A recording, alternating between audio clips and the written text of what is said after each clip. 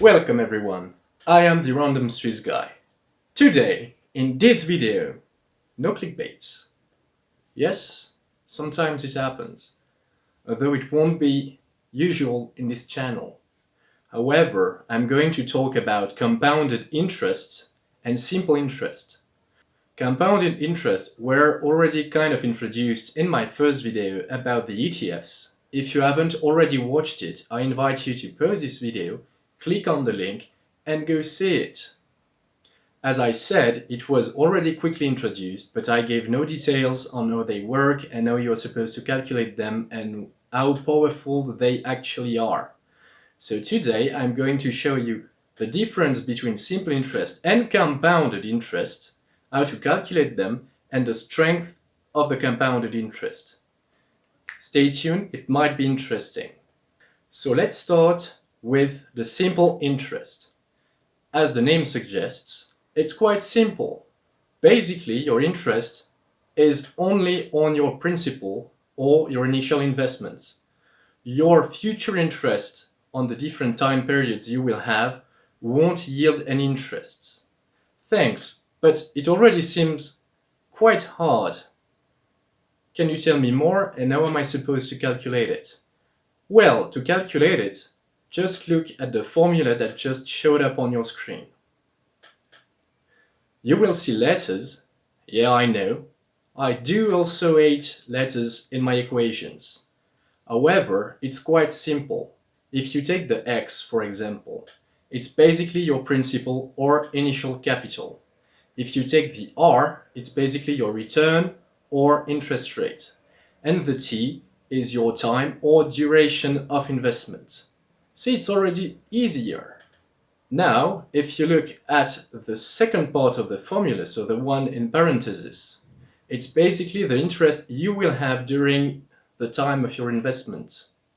I will show you just how it works in the following example.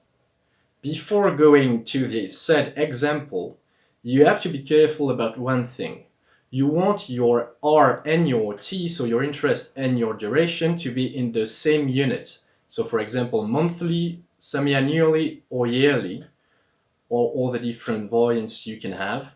And if it's not the case, you will have to do some quick math to make them in the same unit. Now, to show you how it works, I will finally give you the example. If you look at the following spreadsheet, you will see that I invested $1,000 for 5 years at a 5% interest rate. Now look at the first line. My initial capital or principal is $1,000. I got $50 as interest, so my final capital for year 1 is $150. 5%, that works. Now if you look at the second line, so year 2, I didn't use the 1,050, so the final capital of year 1, but I reused the principal since interest doesn't yield interest on simple interest method. That's a lot of interest in the same sentence, I know. So basically for year 2 I still have 50 as interest, and my final capital is 1,100. So basically your 150 plus 50, or your principal plus 2 times 50. Now if I do that for the entire duration of my investment, so 5 years, you will look at the last line of the spreadsheet. You will see that I end up with a final capital of $1,250 US. So basically I have a return of 25%. So basically it equals to my principal plus 5 times 50. It's basically the equation I gave you previously in this video, and you still have it somewhere in the spreadsheet. Now, what about the compounded interest? Well, they are a touch harder, and the equation is even more barbaric. Though it's really a powerful tool, and I will tell you why a bit later, so stay tuned. Basically, a compounded interest, also called interest on interest, is, well, an interest that is also calculated on your previous interest, so your interest yield interest. That was somehow hard to guess. But how to calculate them? Well, let's take a look at the first equation on your screen. As I said, it's a bit barbaric, and that's the extended formula, so not the one you will finally use.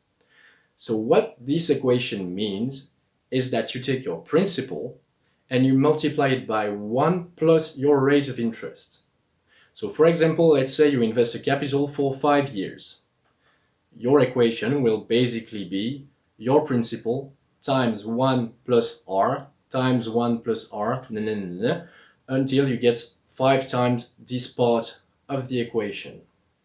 It's time consuming, ugly, and not ideal.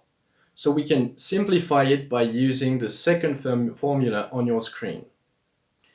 So what this equation means is that basically you will take your principal, which will be multiplied by 1 plus your rate, at the power of time. So for 5 years, the power of 5.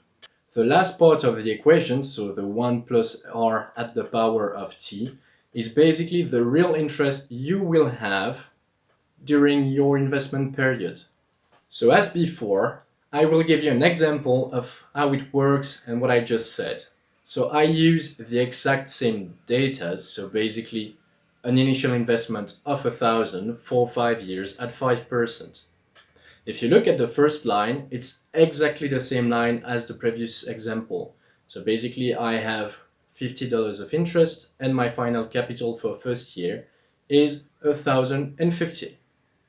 Nothing changed, it's the same interest rate, no problem there.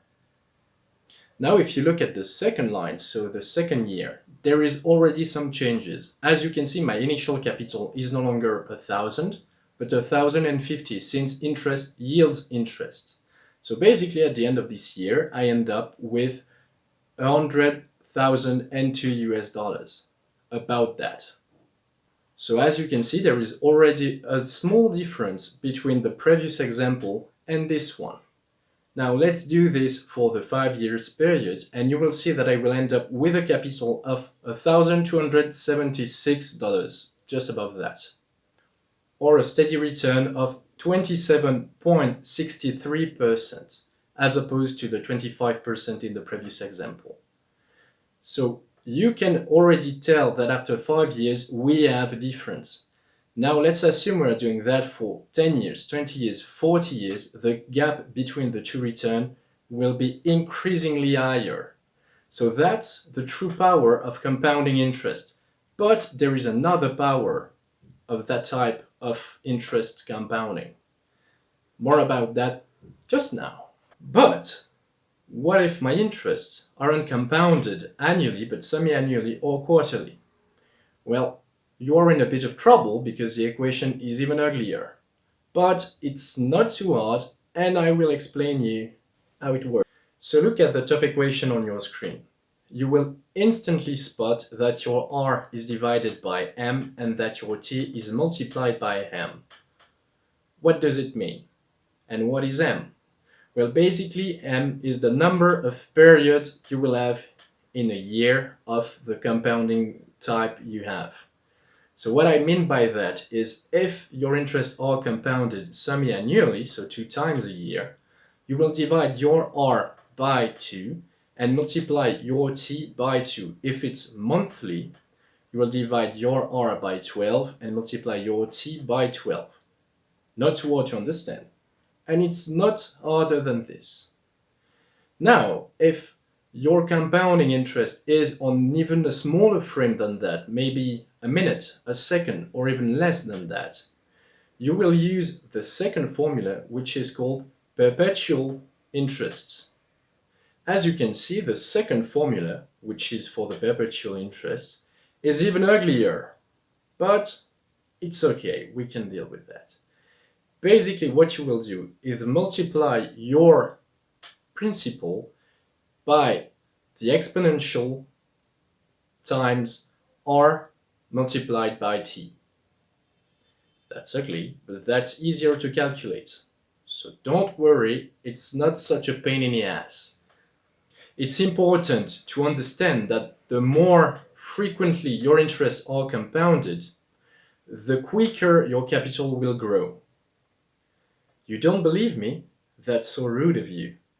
You know what? I will just give you right now an example of how and why, so you will trust me on that. Look at this absolutely gorgeous spreadsheet. Feel free to pause the video just to look at how magnificent it is and maybe, just maybe, take the time to better understand it. So now if you take the first line, it's basically the example I just gave you. So a principal of 1,000 for 5 years at 5%. So with no surprise, the result is the same. So $1,276 as a final capital or a return of 27.63%. Now if you look at the second line, it's basically an interest that's compounded semi-annually. So I already have a difference. My final capital is now 1,280, or just about that, or a return of 28.01%. But just you wait, I'm not done yet. Go directly to your last line. It's basically a perpetual interest. Now if you look at my final capital, I now have 1,284 US dollars or a return of 28.4%. See, there is already a kind of huge difference. That's the true power of compounding interest. The more frequently it will be compounded, the quicker your capital will grow. Keep that in mind at any time. The stock market, for example, works this way. The daily return of the stock market are compounded on the final capital of the last period and not on your principal alone. Also, the technique I gave you in my previous video about the ETF, that is reinvesting your dividends, also work in the same way. Plus, you sort of have a double compounded interest effect. What I mean by that is that your interest or the market return won't be only compounded on your final capital, but on your final capital plus the dividend you reinvested. So that's really interesting because it will help you grow your fortune even quicker. Moreover, your future dividend won't only be calculated based on your principal, but on your principal plus the dividend you reinvested because your principal kept growing through the reinvestment of the said dividends. Therefore, your capital will grow even quicker. So that's why the technique I gave you is so important. If you haven't watched my previous video, I invite you to do it right now, especially if you're interested in finding a quick and easy way to grow your capital in your lifetime. You will see it's easy, not too time consuming, there isn't a lot of things you have to do, and it might be interesting for you, especially if you are young. This video is now over. I hope you liked it and found the content interesting. If it's the case, don't forget to like the video, subscribe to my channel if it's not already done, and feel free to share it to your friends. In the meantime, I wish you a wonderful day or wonderful evening, since time, well, doesn't exist on YouTube, and we'll see you soon for the next video.